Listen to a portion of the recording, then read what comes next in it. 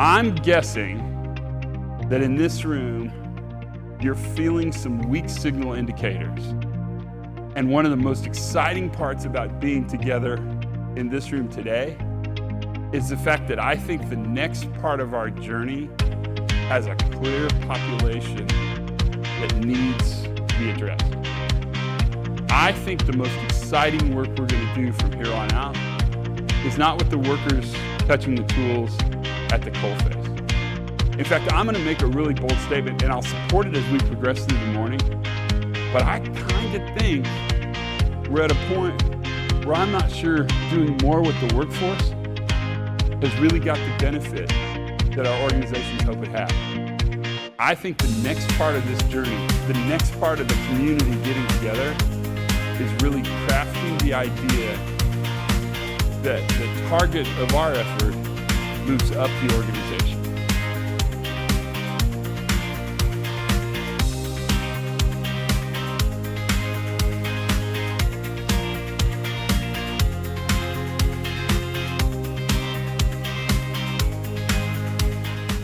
In fact, if you talk about accountability in the organization, one of the things I want you to hold on to is the fact that accountability moves upwards. And that the group that is most freaked out about accountability, the group that I can guarantee you will ask questions about accountability, are not the workers.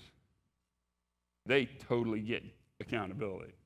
They're at the weaponized end of the word accountability. The group that's most interested in what accountability means is really that leadership group. And we'll talk about them as we progress through here. But I want you to think about accountability really simply. And I've struggled with this for years. Accountability is an act of clarity. And I didn't know another person in this meeting, not a soul. And I sit down at a table, and pretty soon, a person sits to the left of me, and a person sits to the right of me. And we start talking like you do at breakfast. You probably did this morning. Introduce ourselves. And it was the craziest thing, you guys, because both people sitting next to me were astronauts. So this is like the best breakfast ever, because I don't know if you've had breakfast with astronauts. Just a couple things. One is they certainly tell you they were astronauts. That's pretty important. And they eat normal food. At no point in time was a space food stick ever presented. I mean, they were eating the same eggs and bacon that I was eating.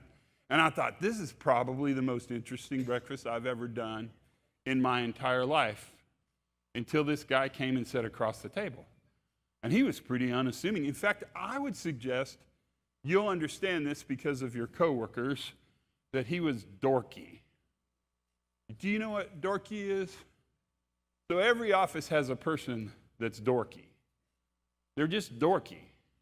And you know exactly, in fact, you can name the dorky person in fact, what's important is if you can't name the dorky person in your office, you are the dorky person in your office. Looking at you, Barry, looking at you, right? And I thought, this poor guy, he's in a table of mighty astronauts. He doesn't even know what he's done. So I said, good to meet you. Welcome to our table. I said, it's a pretty interesting table. I'm glad you joined us. We've got lots to talk about. And then I said, what do you do? Where are you from? And he says these words, I'm the chief pilot for the Goodyear blimp. I met the only person on Earth that made two astronauts look boring. I think that's the best job. But I met the person who does the worst job, and I'm not making this up. I met the guy that runs the porta potty cleaning truck for a giant chili cook-off. I think the Clarkson story's pretty close. The only difference is his work is fresh and chili-centric. That's a big part of it. One of the amazing things that we have in this room is the power to realize that, in fact, the best job in your organization and the worst job in your organization still coexist in your organization. And one of the most important parts of that is the realization, and for goodness sakes, remember this, expertise for how operations run lives at every single level of the organization. And one of the amazing things is just because you're a boss doesn't really mean you understand how the work is done. In fact, boldly in this room, I will tell you that because you're a boss, you probably don't understand how the work is done. In fact, there's more operational data you don't know than you do know. You are in a facility where bad processes are normally successful and good processes sometimes fail. All of this is held together by adaptive workers. Bad processes are successful because good people hold your systems together. They do it every single day, 24/7, in order to create operational and production success. They keep your organization moving.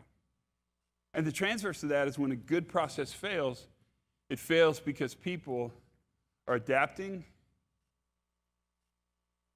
to a complex environment in real time with all sorts of operational variability in order to keep your operation as successful as they can. It's really important to build that foundation, and I'm going to suggest to you that compliance has been a very, very, very, very significant part of our journey. The reason I started with compliance is I really do think foundationally what it does has been meaningful. So compliance is really interesting, and I think it really brings together an important part of our journey because as we sort of have talked about, I would suggest compliance is vital. In fact, it's important because it helps us set that standard. The problem with compliance is that compliance is really good at establishing a standard, but it's really bad at maintaining performance, and compliance itself is not terribly interested in improvement. By definition, compliance is not interested in improvement. If you want to take it really far, that meeting I was at where I sat with astronauts and blimp pilots, did I just drop that again? Sorry. Was an entire meeting on aviation safety. And I don't know if you're following this, but aviation safety is getting to be kind of a big story, right? One of the things I learned really quickly is that every single pilot on every single plane that pushes away from that jetway makes a decision. They can either follow the rules or fly the plane. But there's almost always a reason why that plane shouldn't leave. And they're going to make the best choice they can out of a series of bad choices. And aviation so recognizes that there's a list of things that they can't choose. They're that bad. But trust me when I tell you, that list is really small. Let's talk about design. Let's talk about the significance of process safety. Let this idea that we can understand the process and we can actually create a system where the process helps us be successful is really powerful. So you know, because you work in the community of human and organizational performance, that oftentimes solutions that are generated by workers who have the problems are so brilliant and so incredibly clear. And you think when you sit in the meeting and they introduce this idea to you, what is wrong with that? We should have been doing this 10 years ago, right? You've seen it a million times. That's kind of how I think about safety by design, is that I wonder what took us so long to get to the idea that we can design a system to perform better. So one of the things, and I actually would put this in the benefits side of the house, one of the things that this did to us was it made us understand the incredible power of prevention. Now I'm going to talk about this again, but I want to introduce an idea to you. We have a tendency to over-rely on preventing bad things from happening. We put our money in the prevention category under the belief that if we prevent enough, nothing will fail. And the crazy thing about that is if we're really good at prevention, what is our payoff? Don't overthink this. We prevent stuff, right? The problem is that then we're not really ready when something fails. We're surprised by an outcome we didn't expect. There's a bias to prevention, and that bias is the belief that systems are good and people make them fail. One of the things that this process has done, and to a great extent, we owe tons to Professor Woods and the cohorts he's worked with for years, around the notion that he safely introduced into our conversation the understanding that our systems aren't perfect. They never will be perfect because they live in an imperfect world.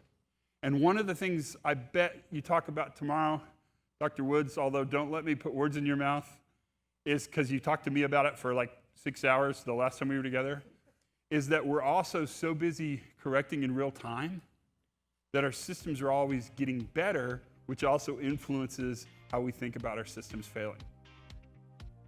That's really key. And one of the most important parts of this, and I would suggest that this is really a valuable part of our journey, is that this suddenly introduced the idea that we have to be prepared for human imperfection.